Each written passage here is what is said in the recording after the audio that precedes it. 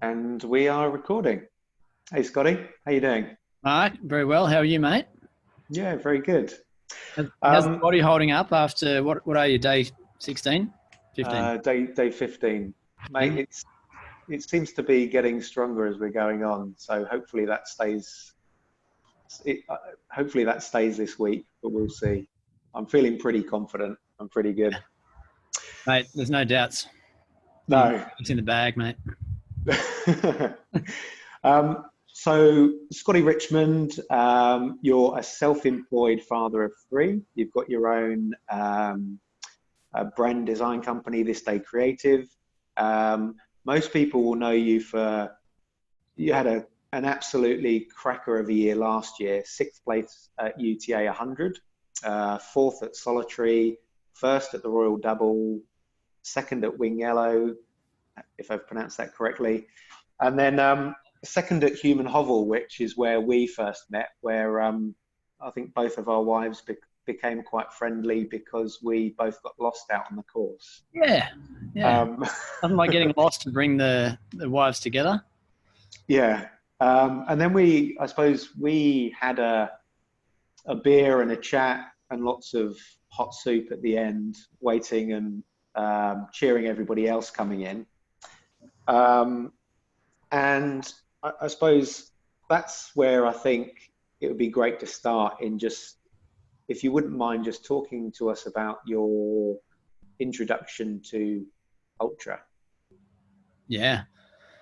Okay, so I have been running since 2010, and that was I sort of threw myself straight into the deep end and jumped straight into what was called the North Face 100 back then, which is now known as UTA 100. And yeah, just I'd seen a mate the previous year had run 100 Ks and put it up on Facebook, and like a lot of people, I just thought that was just absolutely ridiculous to even think about running 100 Ks. But a couple of years prior, I'd lost my 19-year-old cousin to motor neurone disease, and I'd always wanted to do something that was just way out of my comfort zone and would really push me to the limits, mentally and physically, and use that to raise awareness and funds for that disease. So after seeing my mate had done this 100K race, I thought that's the kind of challenge that's going to raise some eyebrows and make people, sit up and think, well, Scott Richmond's not a runner. He's a footballer. He's got some fitness, but not 100Ks worth of fitness. So I went for a run with my mate and we ran 10Ks, and then that was the furthest run I'd ever done. And then a few days later, I ran with the same guy. We ran 15Ks together. And that afternoon, I went home and signed up for the 100K race. And 11 weeks later, I did the North Face 100. 11 weeks, yeah. I don't recommend it. But through that process, I managed to raise a lot of money and awareness for motor neurone disease. I did it in the memory of Elliot, my little cousin, and I got a lot out of it. And I guess that was the introduction for me to running, to ultra marathon running anyway. But I sort of finished that race and thought, well, that's done now. I can sort of hang up the boots, so to speak, in terms of running. I'll get back to the football that I was playing and I had played all my life. And I don't need to go back and do these crazy ultra running distances anymore. I was done with it. Yeah. Fast forward about 10 months later, and I've got an older brother who's 2 years older than me, and there's a healthy competitive spirit between the two of us. And of course, he said, "I'd like to do this 100K race with you. Would you like to do it?" And I just flat out said no. I said, "No, I've ticked that box, mate. I don't need to go back and do that. I know how hard it is." Yes, it's rewarding in so many different ways, but I've as I say, I've ticked that box and I don't need to do it. But he pushed and pushed until I finally said yes, and I'll only do it if we do it together. and the whole thing together. So we did that. That event itself, running it with my brother Dan, was that's a whole nother story. That probably brought us closer. I mean, we're pretty close already, very close actually, but that brought us closer than anything ever in our lives. And we went to some places mentally and the experience together that really has probably shaped both of us and what we've done since then. But needless to say, once I'd done that, I just wanted more. I had a thirst for this endurance sport that I discovered, and I just wanted to go back and keep improving on those performances, and things got a little bit more competitive. And fast forward, here we are 10 years later almost. I've done a whole bunch of different distances and ultras, and always doing them with the memory of Elliot, and he's always the driver when things get tough. But just really sort of getting to the pointy end now and seeing how fast I can go and how far I can push myself. Oh, mate. Well, yeah, thanks very much for sharing that. So I remember, and I think you had it was either written on your wrist or there was a band or something. You had never give up. Do you just want to tell us the story? There it is. Yeah. Love it. You just want to tell us this, I suppose, the story about that motto, what it means to you. Yeah. And how do you use that in those tough times in races? Yeah. So the motor neurone disease motto here in Australia is never give up. And, the whole reason that I got into running was to raise awareness for motor neurone disease. And it was obviously for my cousin Elliot. And that's very much the way he approached, I guess, his dying days, in his bed, in his room, was just this never give up attitude. Here he wasn't, and he was 18 when he was diagnosed. He was 19 when he passed away. And here he was, this 19-year-old guy that was,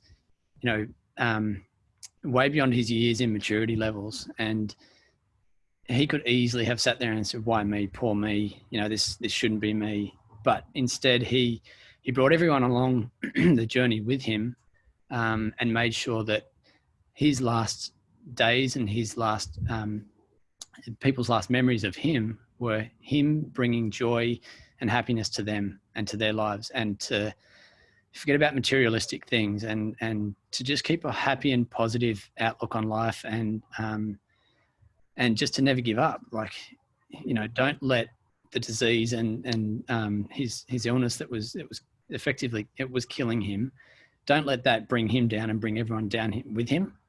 So that never give up attitude was just so obvious with him, and we witnessed it firsthand.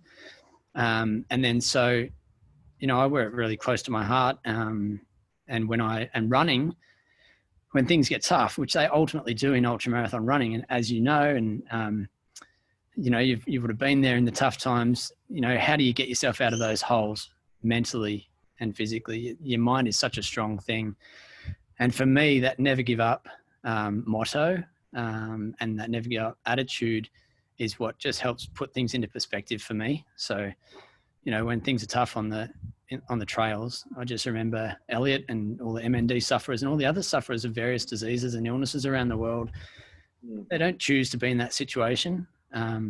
Us as runners, we choose to be in that situation, so we might have got our nutrition wrong. We might have I want to push too hard. So we put ourselves in that hole. Now it's time to dig ourselves out of it. So never give up, put things into perspective, dig a little deeper. And it just helps, I guess it's just a nice little driver to push you and motivate you through the tough times of ultramarathon running. Yeah, I can definitely relate to that. Yeah. And so how has the whole, I suppose, experience, and since going into ultra as well, how has that changed your I suppose, your perspective on life, or how have you sort of taken some of those learnings potentially from ultra and applied them into into your life? Yeah. So when I say I live by the never give up motto, it's definitely not just in ultra marathon running. It's in life in general. You know, things ultimately get tough for everyone at you know, some time or another. It doesn't matter how positive you are in life, and it doesn't matter what kind of positivity you exude to everyone as well. There's always some inner, you know, thoughts and negativity and you know, some stress, and you know, running your own business and having 3 kids, you know, things get stressful. And you know, it's just about breaking things down, I suppose, and not just, you know, throwing the hands up in the air and saying this is all too tough, forget about it. It's, you know, again, it's never give up, and it's just, you know, as I say, breaking things down and just maybe taking things a little bit simpler and one step at a time.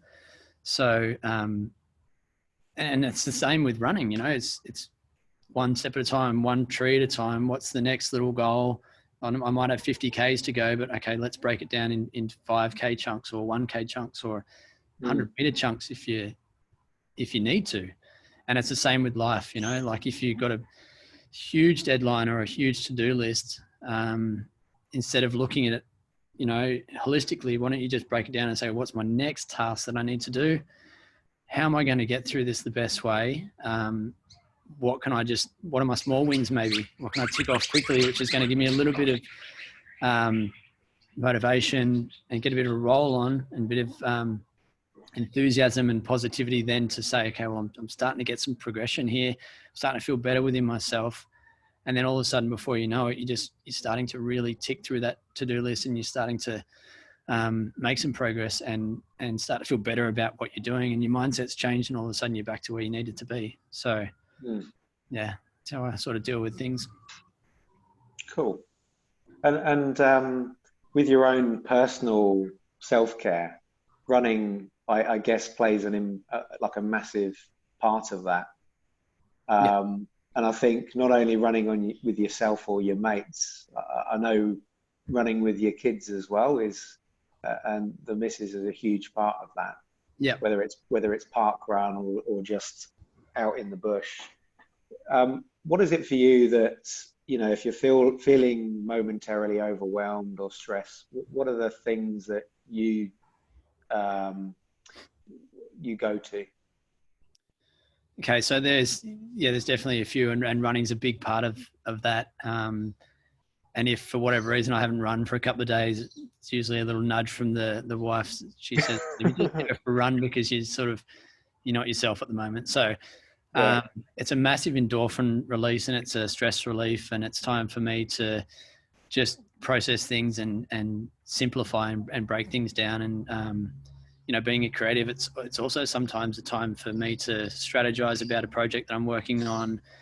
Just be creative, and I often, you know, resolve a creative problem when I'm running. I probably solve the world's problems when I'm running too, but that's just where my mind takes me when I run. I like to think a lot, which is good. I come back and I'm refreshed, and I've got all these new ideas and new energy and new motivation. That's the running side of things. If I've already been for a run that day and things are still getting stressful in the afternoon or whatever, then I generally like to put the headphones on and tune out to some music. That often helps me like really focus in on the task that I'm doing. To-do list is a massive thing again for me. And another thing that my wife actually introduced a couple of months ago, we've got a little book which sits next to our coffee machine, and it's just simple, you know, gratitude facts. So each day when we make a coffee, we write down what we're grateful for, which is, I've found it really, really powerful. When I'm doing it, it brings a smile to the mind and puts you in a better space. But also if I'm feeling really overwhelmed, I like to go back and just flick through the book and just read, you know, random pages or random comments, and just, again, before you know it, all the shit has left your mind, and all of a sudden you got positive thoughts, and you can just get on with whatever you're doing in a better frame of mind. So that's really helping. And I think, I've started to read and learn a little bit more about, mindfulness and gratitude. And I guess that's one small way of doing it. And it's really working for my wife and I, which is good. I love it. Yeah, mate, that's a really good idea. We do something similar, but I think writing it down and then being able to flick back through it is really good. Yeah. And then last question, just before we jump into the fun ones at the end.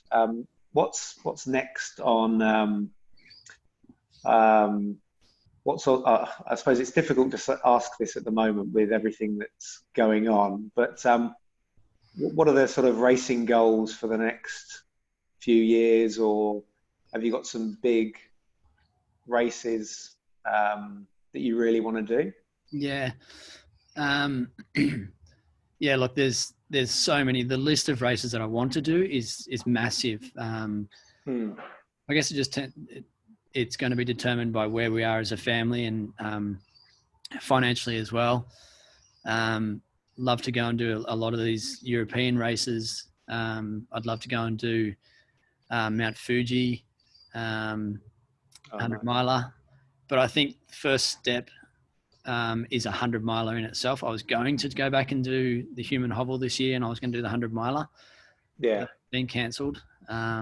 So I don't know, mate. It is really hard to say what races I'm going to do. I'm definitely doing UTA this year.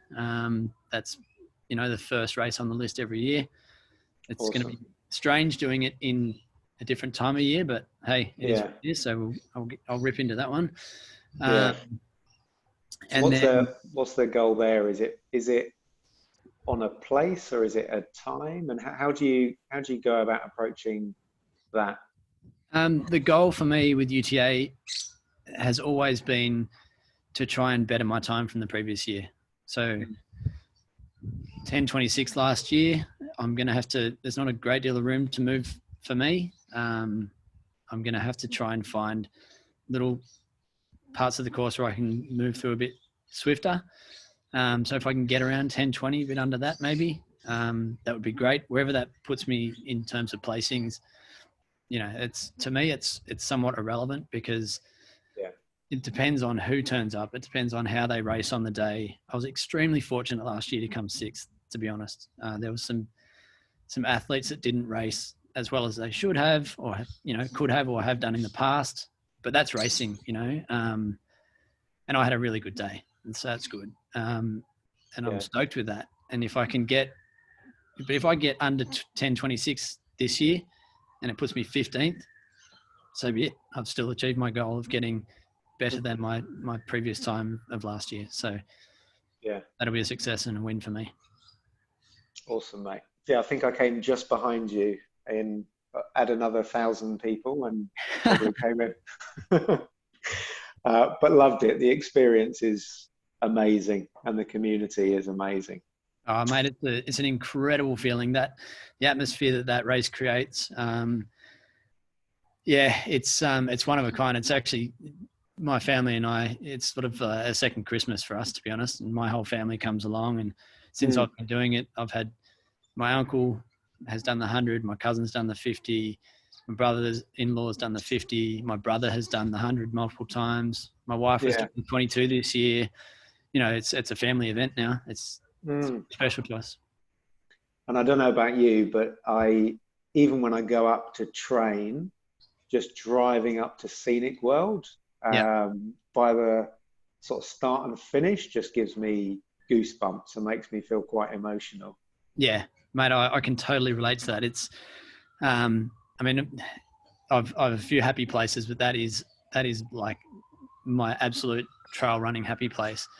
Yeah. Because there's so much emotion that's on those trails over the years that I've done it, that I can feel it when I go out there, and when I'm out there amongst the bush, and I've been through the trails, and I've done that course so many times, I could almost do it with my eyes closed, but every single time it gives me the same feeling of gratitude and, connectedness to my cousin. And it just makes me smile. And, geez, things get tough sometimes when you're racing up there or training. Yeah. Far out, man. Why am I doing this? Like, it's just so tough. But you might, I don't know, you might just look at the mountains in a different way and you think, geez, I haven't seen it from that angle before. Yeah. You just love it. It's just a beautiful place, man. It is. I just can't explain how I feel about the Blue Mountains. And I think Vicky gets a bit jealous at times the way I talk about them. So why don't we jump into the fun questions now? Yep. What is your favorite race? I think that's pretty obvious, isn't it, mate? UTA 100 or North Face 100, as it used to be called, is by far and away my favorite. Very special place in my heart. I don't think I'll ever stop doing it, to be honest. No, I don't think I will either. Yeah, nice. Do you listen to anything when you run? Yeah, I do. I've always got the headphones in, and I'm either listening to music or podcasts. The last couple of weeks have been taken up by listening to your conversations. It's been very educational, and there's been lots of really good nuggets of information and tips from the various guests you've had on. So, mate, thankful for that. But yeah, podcasts, Running Matters podcast, Good Chin Wag, Tim Ferriss. There's a few business podcasts I listen to. But sometimes I just like to flick it over to the music and just tune out. Sometimes I'm listening to the music. Sometimes it's just there as background noise. Sometimes I turn it right up and it's actually a motivator to help me get through a tough section of a course or whatever. But there's always sound on in my headphones, for sure. Cool. How many pairs of running shoes do you own? My wife is constantly telling me that I've got too many. That's when you know you're in trouble. Yeah, but I've got. I'm very lucky to have a good partner in Runella, so they keep my addiction for running shoes topped up, which is good. I've got about, as of yesterday, actually, I've got about 13 pairs of running shoes in rotation. Yeah. Most of them are Hoka. To be honest, most of them.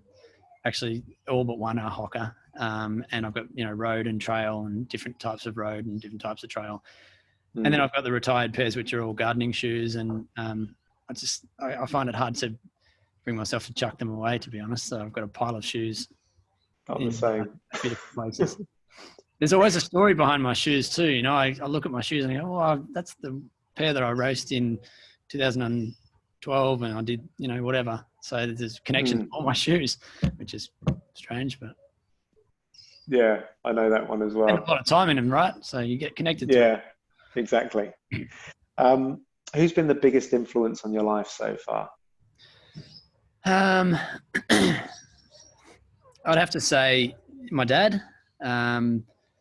He instilled the morals and the family values and work ethic in myself and my brother and sister, and continues to today. My brother, he's been my best mate, very, very close to him. He's only 2 years older than me. So we grew up very close. As all brothers do, we had our differences, but there was always healthy competitiveness between us. And I think he's probably pushed me as an athlete to achieve more and want to be better every time that I approach any kind of sport. And then my cousin Elliot, just the way that he went through his illness, and just how brave he was, and the attitude that he showed, and the never give up attitude is something that I live by now. It's probably pretty clear through our chat already, but and that's all because of Elliot. So three really influential people, I think. And finally, what's your favorite quote? I suppose it'd be your slogan. Well, never give up is my life motto. But as far as quotes go, probably Dr. Zeus we had this in our vows actually at our wedding. It was part of that is you have brains in your head, you have feet in your shoes. You can steer yourself in any direction you choose. So, bit of fun, but you know, there's you can apply that to any aspect of life. You know, business, running, sport, family. You choose your direction. You choose how you go about that. So, you know, I think that's a nice little one. There's a nice underlying message within that. Yeah, I love it. And finally, where can people go to find out more about you or follow you? Instagram, run scoot run, or run underscore scoot underscore run. Yeah. That's where I put all running related stuff and some family stuff as well. Yeah. You mentioned my business before, This Day Creative. So this day underscore creative. You can go there. That's about it, I think. Awesome, mate. Well, Scotty, thank you so much for being so open, sharing your story, and chatting with me today. Mate, I think you're an absolute legend and a really, really good guy. I can't wait to hit the trails with you soon. Mate, the feelings are mutual, buddy.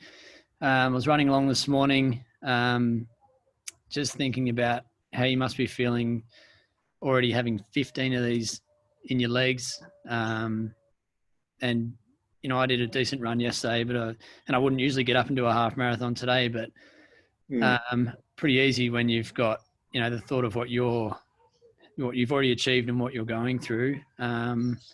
Yeah, so you're a constant motivator to me, mate, and I'm just like seriously thankful for what you're doing and how you're going about it. It's mind blowing, mate, and you know, I just hope that it gets the attention that it deserves because you're doing a killer job.